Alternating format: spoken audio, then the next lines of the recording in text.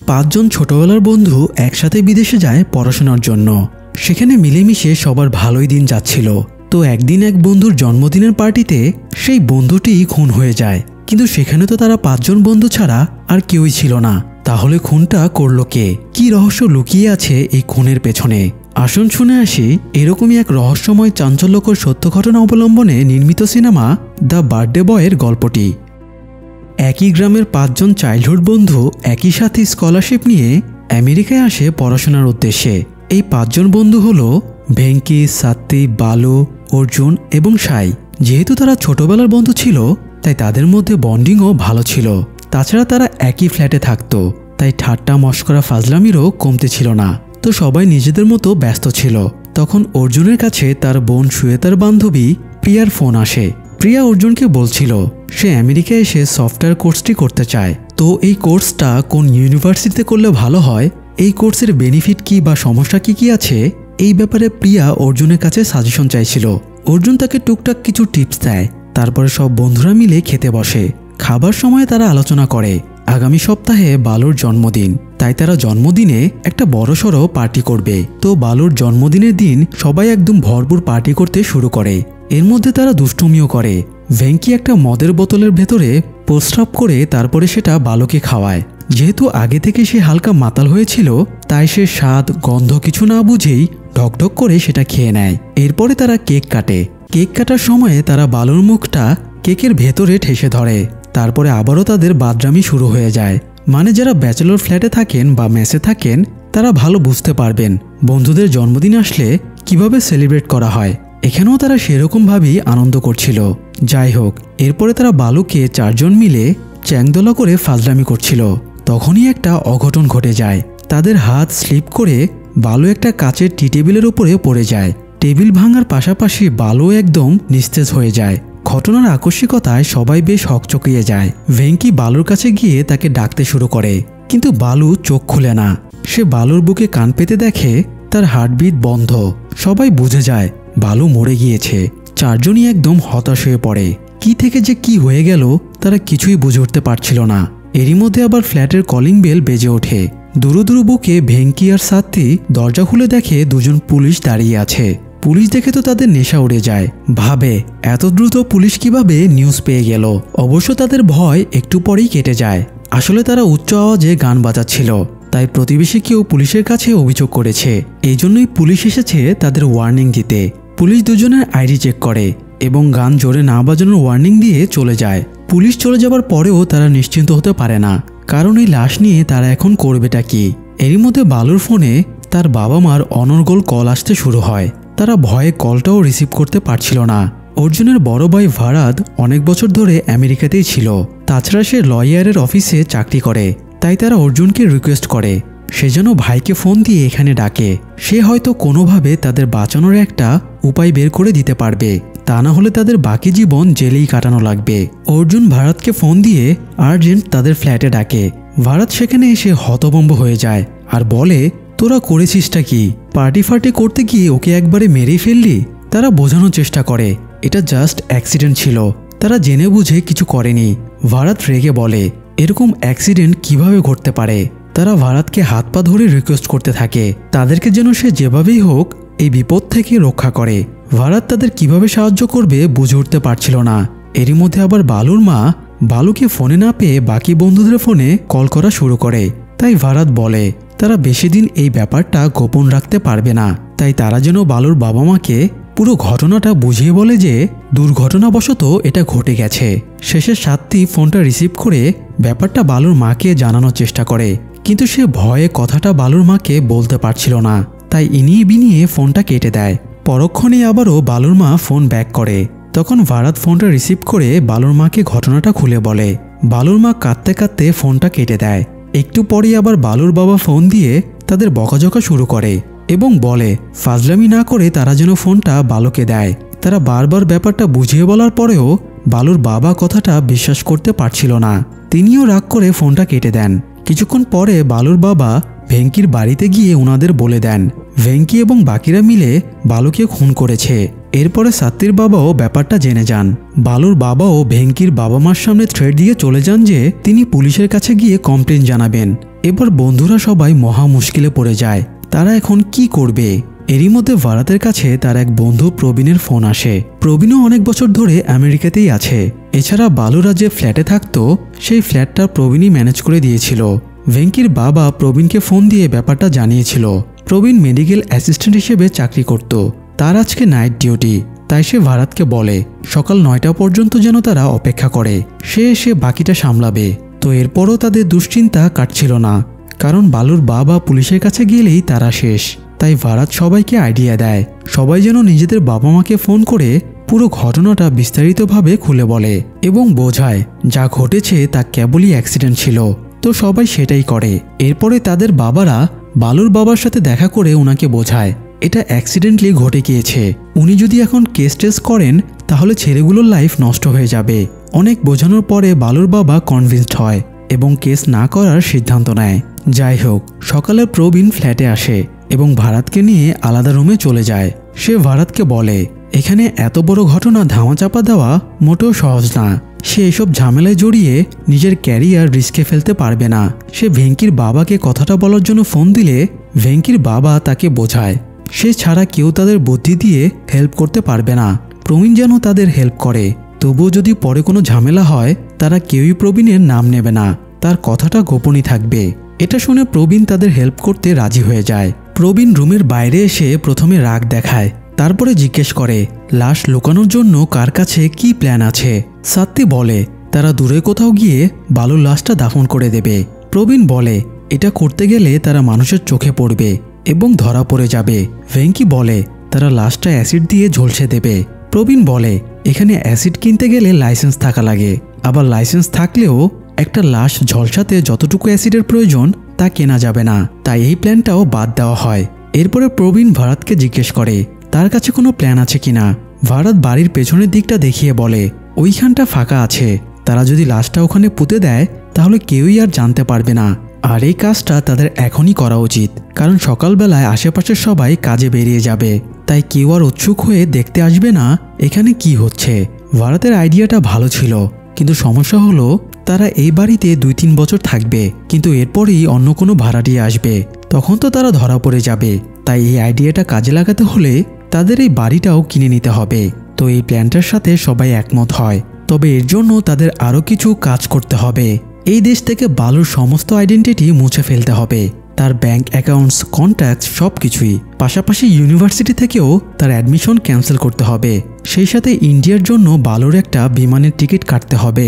এভাবে সবাইকে তারা কনভিন্স করবে বালু ইন্ডিয়ায় ফিরে গিয়েছে। তো তারা প্ল্যান অনুযায়ী কাজ শুরু করে। কিন্তু এরই মধ্যে আবার বালুর বাবা মা ভারাতকে ফোন দিয়ে জানায় ওনারা ফ্লাইট ধরে এখানে আসছেন। এটা শুনে তারা আবারও বিচলিত হয়ে পড়ে, কিন্তু কিছু তো আর করার ছিল না। তাই তারা বালুর বডিটা ভাঙাচোরা টেবিলের ভেতর থেকে বের করে পরিপাটি করে রাখে এবং একটা চাদর দিয়ে ঢেকে দেয়। বডি মুভ করার সময় প্রবীণের কিছু সন্দেহ হয়। সে ভারাতকে আলাদা রুমে ডেকে নিয়ে গিয়ে বলে প্রতিদিন এত এত জন্মদিন পালন করা হয়, তুই কি কখনো শুনেছিস পার্টি করতে গিয়ে কেউ মারা গেছে? ভারাত জিজ্ঞেস করে সে কিছু সন্দেহ করছে কিনা। প্রবীণ বলে বালুর কোনো রক্তপাত হয়নি, শরীরে কোনো গুরুতর আঘাতের চিহ্নও নেই, তাহলে সে মরল কিভাবে? তাছাড়া বডি মুভ করার সময়ে সে খেয়াল করেছে বালুর স্কিন কালার গোলাপি হয়ে যাচ্ছে, এর মধ্যে নিশ্চয়ই কোনো ঘাপলা আছে। সে সাজেশন দেয় বালুর বাবা মা পৌঁছানোর আগেই তাদের বাকি 4 জনকে ইনভেস্টিগেশন করা উচিত, যাতে আসল ঘটনাটা জানা যায়।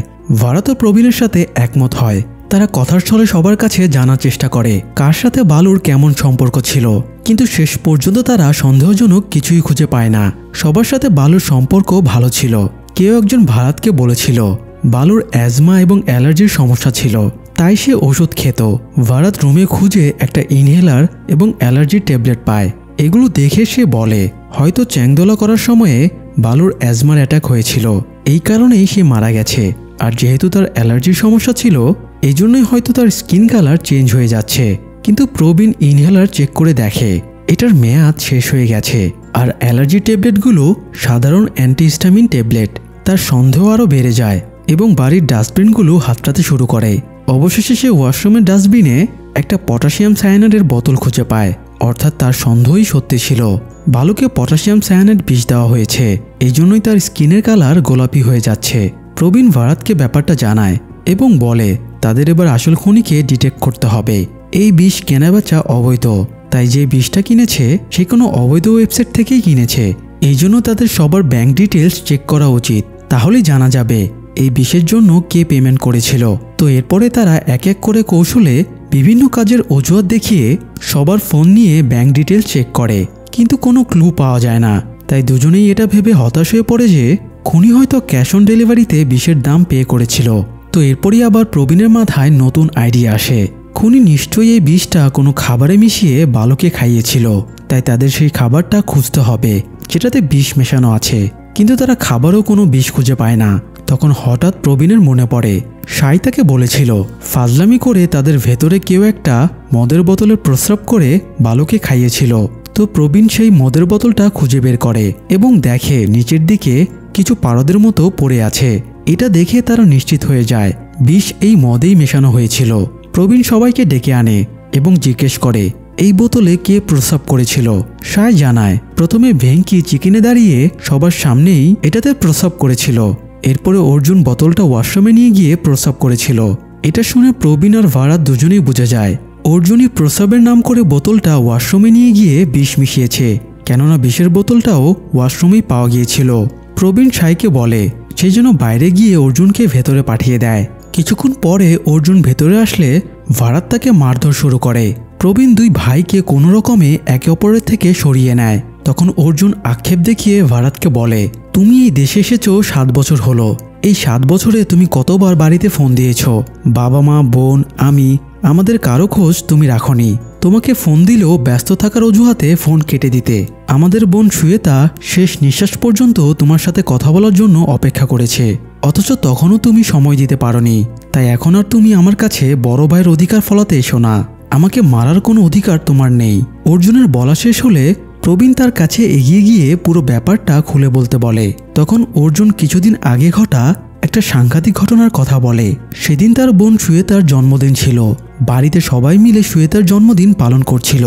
জন্মদিনের ব্যাপারটা ছাড়াও শ্বেতা অনেক খুশি ছিল, কারণ সে দিল্লিতে তার স্বপ্নের কোম্পানিতে ইন্টার্নশিপ করার সুযোগ পেয়েছিল। সে খুশির খবরটা জানাতে ভারাতকে ফোন করেছিল, কিন্তু ভারাত সে ফোনটা কেটে দেয়। এতে শ্বেতা বেশ আপসেট হয়। এরপরে শ্বেতার কাছে আরেকটা ফোন আসে এবং সে বেরিয়ে যায়। অর্জুন তাকে কোথায় যাচ্ছে জিজ্ঞেস করলে সে বলে কোনো এক ফ্রেন্ডের সাথে দেখা করতে যাচ্ছে। কিন্তু মাঝরাত হয়ে গেলেও শ্বেতা না ফিরলে অর্জুন এবং তার বাবা শ্বেতাকে খুঁজতে বের হয়। শ্বেতার ফোনে বারবার কল করলেও সে রিসিভ করছিল না। শ্বেতার সব বন্ধুর বাড়িতে খোঁজ নিয়ে যখন তারা ভোরে বাড়ি ফেরে তখন বাড়ির সামনে পুলিশ দেখতে পায়। পুলিশ তাদেরকে একটা হাসপাতালে নিয়ে যায় এবং একটা মেয়ের লাশ দেখায়। এই মেয়েটি শ্বেতা ছিল, তার মাথার মাঝ বরাবর ফাটা ছিল, আর এই জন্যই সে মারা গিয়েছিল। শ্বেতার এই কন্ডিশনে তাদের বাবা মাও অসুস্থ হয়ে পড়ে। এরকম ভয়ঙ্কর পরিস্থিতি অর্জুনকে একা সামলাতে হয়েছিল। সে নিজেকেই সবকিছুর জন্য দোষী ভাবছিল। সেদিন যদি সে শ্বেতাকে বাইরে যেতে আটকাতো তাহলে তাকে আর মরতে হতো না। তো যাই হোক, শ্বেতার মৃত্যুর কারণটা জানা গিয়েছিল না, কিন্তু গত সপ্তাহে শ্বেতার বান্ধবী ইউনিভার্সিটির খোঁজ নিতে অর্জুনের কাছে ফোন করেছিল। তখন কথার এক ফাঁকে প্রিয়া বালুর ব্যাপারে জিজ্ঞেস করে সে অর্জুনের সাথেই একই বাসায় থাকে কিনা। অর্জুন একটু অবাক হয়, বালুকে প্রিয়া চিনল কিভাবে। তখন প্রিয়া আমতা আমতা করে বলে বালু আর শ্বেতা রিলেশনে ছিল। প্রথমে তাদের রিলেশনটা বেশ ভালোই যাচ্ছিল, কিন্তু বালু ক্রমশই অ্যাগ্রেসিভ আচরণ করতে শুরু করে। সে সবকিছু নিয়েই শ্বেতাকে সন্দেহ করত, সবকিছুতে সে রেস্ট্রিকশন দিয়ে রেখেছিল। এরই মধ্যে শ্বেতা জানতে পারে বালু একাধিক রিলেশনে জড়িয়ে আছে, তাই সে বালুকে এড়িয়ে চলতে শুরু করে। কিন্তু বালু শ্বেতার পিছু ছাড়ে না, সে শ্বেতার উপরে টর্চার চালিয়ে যায়। শ্বেতার জন্মদিনের রাতে বালুই শ্বেতাকে ফোন করে বাইরে রেখেছিল। এইটুকু শুনেই অর্জুনের মাথা গরম হয়ে যায়, শরীরে রক্ত টকবক করে ফুটতে শুরু করে। সে ধারণা করে তাহলে বালুই শ্বেতাকে খুন করেছে। শ্বেতার মৃত্যুর জন্য একজন গাড়ির ড্রাইভার জেল খাটছিল। অর্জুন সেই ড্রাইভারের নাম করে একটা অন্য নম্বর থেকে বালুকে মেসেজ পাঠায়। সে বালুকে একটা ব্যাংক অ্যাকাউন্ট দিয়ে বলে এই অ্যাকাউন্টে যদি সে টাকা না পাঠায় তাহলে তার সিক্রেট সবাইকে বলে দেবে। মেসেজ পাঠিয়ে অর্জুন আড়াল থেকে বালুকে পর্যবেক্ষণ করতে শুরু করে। মেসেজটা দেখা মাত্রই বালু অস্থির হয়ে ওঠে, তার ভেতরে ভয় কাজ করছিল। সে বারবার ওই নম্বরে ফোন দিতে শুরু করে, এমনকি সে অ্যাকাউন্ট নম্বরে বালু টাকাও পাঠিয়ে দেয়। এসব দেখে অর্জুন শিওর হয়ে যায় বালুই শ্বেতাকে খুন করেছে। তাই সে এবার বালুর উপরে প্রতিশোধ নেবার সিদ্ধান্ত নেয় আর সেই প্রতিশোধের জের ধরেই অর্জুনই বালুকে খুন করেছে। ভারাত অর্জুনকে বকাঝকা শুরু করে, শুধুমাত্র এইটুকু দিয়েই সে কিভাবে শিওর হলো যে বালুই শ্বেতাকে খুন করেছে। অর্জুন সেই প্রশ্নের উত্তর না দিয়ে ঘর থেকে বেরিয়ে যায়। প্রবীণ ভারাতকে জিজ্ঞেস করে এখন সে কি করবে। ভারাত জানায় সে বালুর বাবা মাকে পুরো ঘটনা খুলে বলবে। যাই হোক, আরও কিছুক্ষণ পরে বালুর বাবা মা এসে পৌঁছায়। বালুর মা ছেলের লাশ দেখে অনেক কান্নাকাটি করে। বালুর বাবাও প্রায় কন্ট্রোল হারিয়ে ফেলে। বেশ কিছুক্ষণ কান্নাকাটি এবং বালুর বন্ধুদের ওপরে আক্ষেপ ঝাড়ার পরে ওনারা শান্ত হয়ে যান।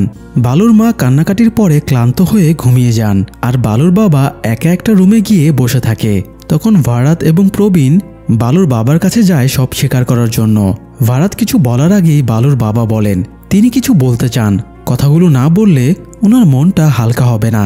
উনি বলেন 6 মাস আগে রাত 3টার সময়ে বালু ওনাকে ফোন দিয়ে কান্নাকাটি করছিল, তো উনি বালুকে বাড়ি ফিরে আসতে বলেন।